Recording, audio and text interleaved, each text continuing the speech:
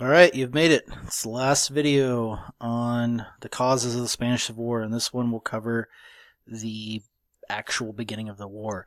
So it starts really with the election of 1936. When election time came around again, debate between the left and the right of Spain were at an all-time high.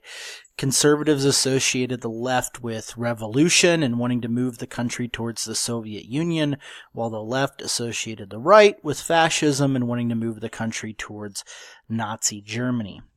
Both sides discussed that if the other side won this election, they might have to revolt. They both had been in power at least once since the founding of the Second Republic, and both had experienced attempted overthrows of their governments by small bands of rebels. General Senjurjo had attempted a coup against the initial Republican government of the left, and the Asturias miners had attempted a rebellion against the government of Gil Robles and Lerroux. Due to the fever pitch of resentment on both sides, this election was pretty heated. An unprecedented number of leaflets were produced and distributed by Gil Robles and the right. Each side employed radical propaganda in the campaign, the right claiming that under Robles there had been no tuberculosis outbreaks, and bishops claiming a vote for the conservatives was a vote for Christ. The left put out posters depicting a top-hatted tycoon pushing a weeping mother off a cliff, and some said rightism is fascism, fascism is war. The left realized they had lost the last election due to divisions and set about attempting to work together. They had failed revolting in 1934, so they now saw that the democratic process was the way to achieve power for them. While some on the far left opposed coalitions with more moderate groups, partially pushed by the Comintern, communists were beginning to work with more moderate groups as a way to, unite anyone anti-fascist and kind of make gains. So various leftist parties promised not to run candidates against one another in this election, and the anarchists stopped telling members to not vote, realizing a government of socialists was better suited to their needs than a government of conservatives. This coalition of leftist parties was similar to the SEDA a few years before for the right, but was known as the Popular Front. It's worth noting the Popular Front was only surface level, though. Underneath, many of these people still disagreed on policies and didn't really have a cohesive platform. They mainly agreed that the conservatives couldn't stay in power and that the democratic process could no longer be trusted if conservatives won. The leader of the Popular Front was the Socialist Party, the PSOE.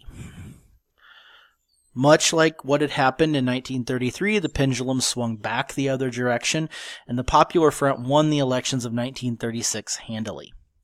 Franco would later claim this election had serious irregularities and that the left had stolen the election, this despite ample newspaper accounts of how peaceful the polling took place. The Popular Front won the elections, achieving the majority of seats in the Cortes, but they only won a popular vote victory of about 2% over the rightist parties. And to make matters worse, the Falange had actually increased its numbers in this election, getting around 46,000 votes. So it wasn't as if everybody suddenly moved left. The new Popular Front government quickly went back to work, giving amnesty to those involved in the 1934 uprising, granting civil rights, and continuing where they had left off in 1933. Conservatives did not want to live through another Republican government that secularized and in their view repressed their rights as conservatives. Gil Robles immediately asked generals if they were willing to use military force to install him as prime minister. They were not at that time, and so he stepped down peacefully. In May of 36, Manuel Lozana became president, and his prime minister was César Quiroga, a fairly moderate candidate. The old problems of moderation and being caught between two fires reared their heads again in 1936. Some on the far left felt the government was not going fast enough, while those on the right felt it was too extreme. To this end, some peasants actually took matters into their own hands and began occupying land in spring of 36, seizing and redistributing it on their own, led by anarchist and communist unions in the countryside. The government responded by trying to accommodate them and let them have the land legally. The landowners saw this as an abdication of government responsibility and letting lawlessness run loose. At the same time, the Falange was growing in number and absorbing the youth of the Seda who subscribed to more fascist views.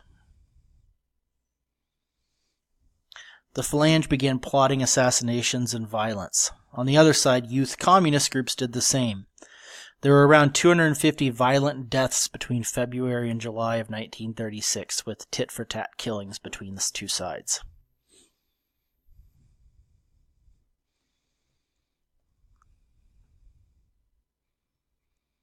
So President Azana became concerned that another general's revolt was possible. So he reassigned the possible plotters to faraway places from Spain. Franco he sent to the Canary Islands. General Godet he sent to the Balearic Islands, and General Mola to the region of Navarre. Sanjurjo was in exile in Portugal after having been cleared of charges by the Gil Robles administration.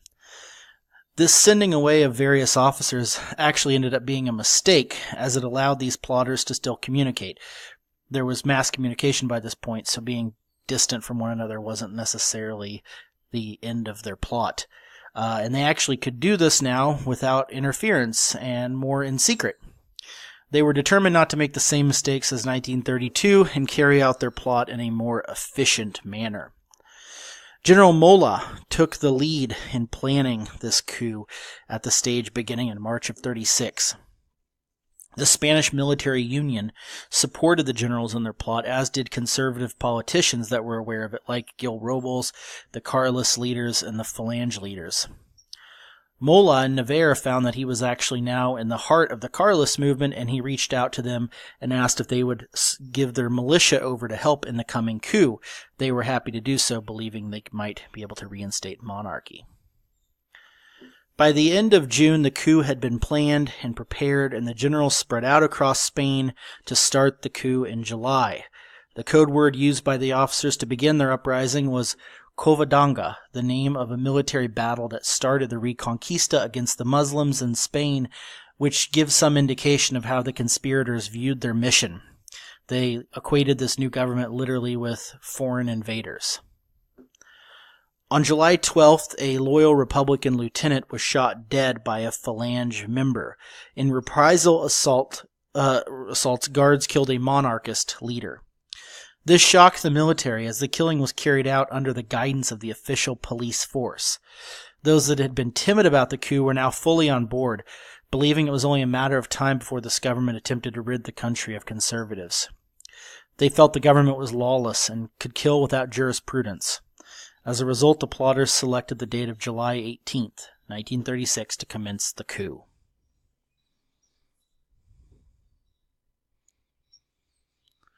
On July 17th, fear of discovery led to the coup beginning prematurely, with military units, calling themselves nationalist, rising up against the Republican government and seizing buildings. Officers led their units of troops to take over key positions and overthrow local governments. While the coup succeeded in overthrowing the government of some places, mostly in the South, it failed in others. Some officers remained loyal and fought back. Similarly, local police forces fought back, and there were also militias by the left that got together and went against these rebel units. So basically, the coup succeeded in the areas that were more conservative, like in the south and in other places kind of on the coast there, or the border with Portugal, but failed in the more urban cities like Barcelona or Madrid, which were more liberal, as the war basically started with the coup's failure.